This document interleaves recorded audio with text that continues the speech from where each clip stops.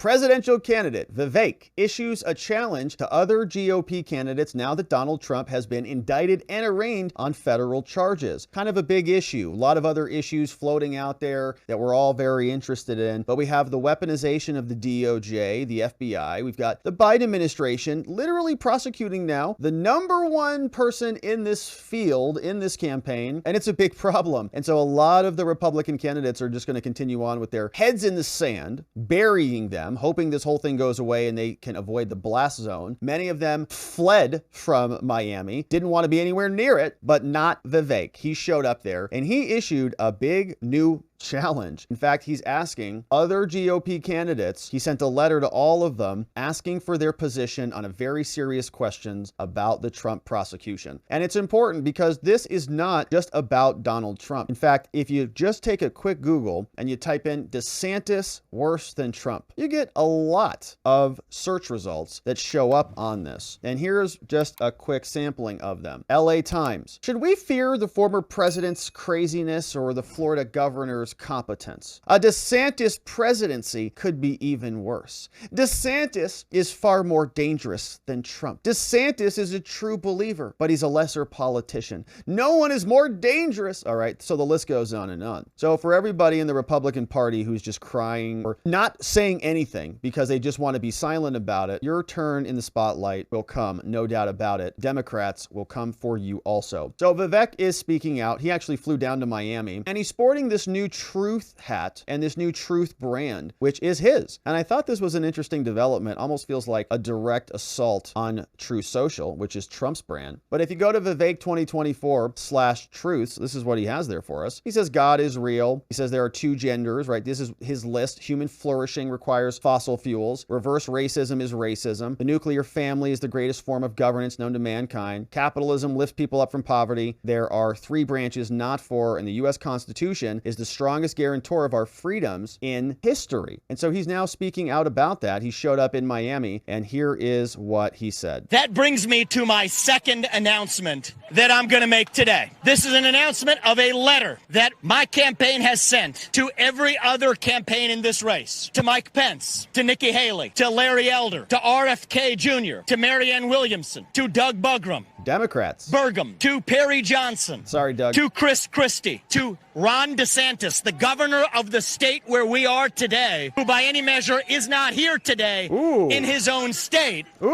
I will tell you that we have sent this letter, and I'm happy to announce this is my commitment on January 20th, 2025, if I'm elected the next U.S. president, to pardon Donald J. Trump for these offenses in this federal case. And I have challenged, I have demanded that every other candidate in this race either sign this commitment to pardon on January 20th, 2025, or else to explain why they are not. Very beautiful politics, driving a wedge in between the other candidates. And we also saw that he is inviting Democrats into this conversation. Why wouldn't you pardon this? Hey, Marianne Williamson, why do you think it's okay for the DOJ to prosecute Trump but not Hillary? Good question for them. I'd like to hear RFK's answer. I'd love to hear all of the other Republicans weigh in on this. A lot of them conveniently don't want to talk about it. I scrolled around through many of their Twitter accounts today in preparation for this show to see if they had anything to say about the Trump arraignment, the Trump indictment on this day. And the answer is no. Many of them, most of them did not. They'd all rather just kind of let Trump indulge in this misery by himself. Something we say a lot here is there's a phrase that true happiness is seeing your neighbor who you don't like fall off his roof. It's you just sitting there and you just watch him fall over there. And that's the same guy who,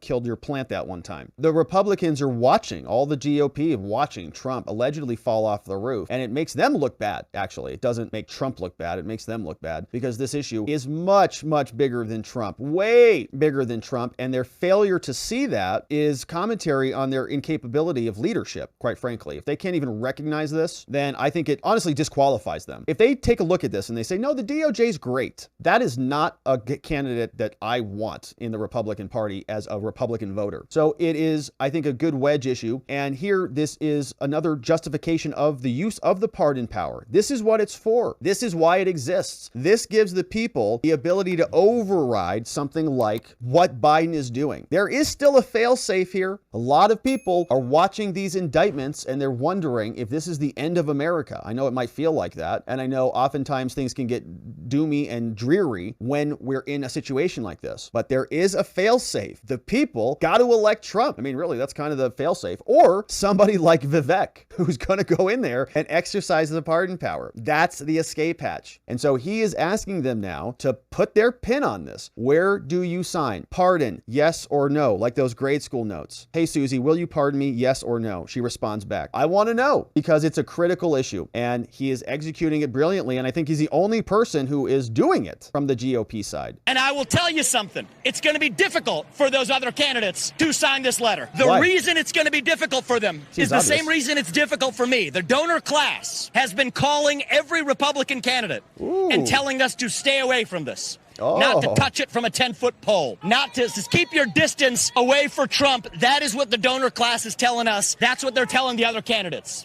I refuse to abide by being a disciple of the donor class. Right on. I think that we need to declare independence from our donor class in the Republican Party. That is why I challenge every one of the other candidates to actually act on their convictions. If you're not going to pardon President Trump on January 2025, you deserve to say why, and we will hold you accountable, just as we're holding the Biden administration accountable. That's what we need more of in this country. Honesty, integrity, and actual purpose for our country in a way that puts America first, not our political interests first. And wouldn't it be nice to have clear answers? I really appreciate this, actually. This is a public service. I would like other candidates to challenge each other with yes or no responses. What's your position on this? I have a question for you. You know, the media always does this. Well, what's your position on abortion? What's your position on this? And then they give these ridiculous answers. He's saying, I want to know your position. Yes or no? I sent you a letter. Respond back to me. And some clarity would be nice. We know what his position is. Very clear. I'll tell you what, it makes it a lot more a lot easier to support Vivek because he just says it. Okay, that's great. This is a very important issue. And I'll close with saying this before I take questions. It would be a lot easier for me as a Republican candidate in this race if Donald Trump were not in it. But I don't want to win this election, unlike others, by eliminating our competition, by a federal administrative police state arresting my opponents. I want to do it the way that our founding fathers believed we should have, starting in 1776. That it is the people of this country where every person's voice and vote counts equally. That is how we decide who governs this country,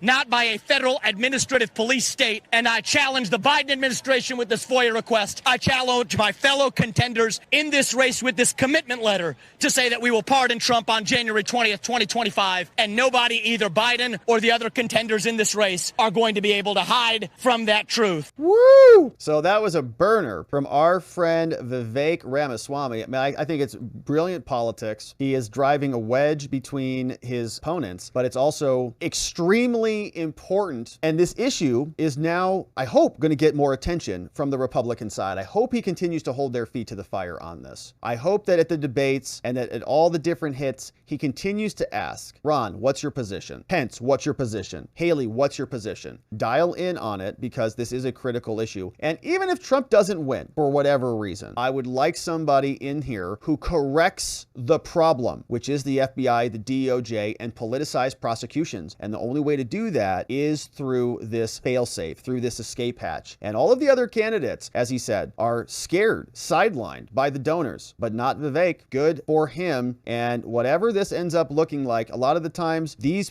people in these positions who are new to the game, they're running for the vice presidential slot or another position in the new administration. And I like the sound of that as well. So good challenge from Vivek. We'll see what all of the other candidates say. I wouldn't hold our breaths on that one. They're probably going to continue to bury their head in the sand. And it would also be curious if they unify to not issue a response to Vivek. We'll see. We'll see if anybody responds at all. If not, we know they're being unified. But very nice statement, very fiery indeed. And we'll continue to follow Vivek and others as they call out this insanity, which is the Trump prosecution.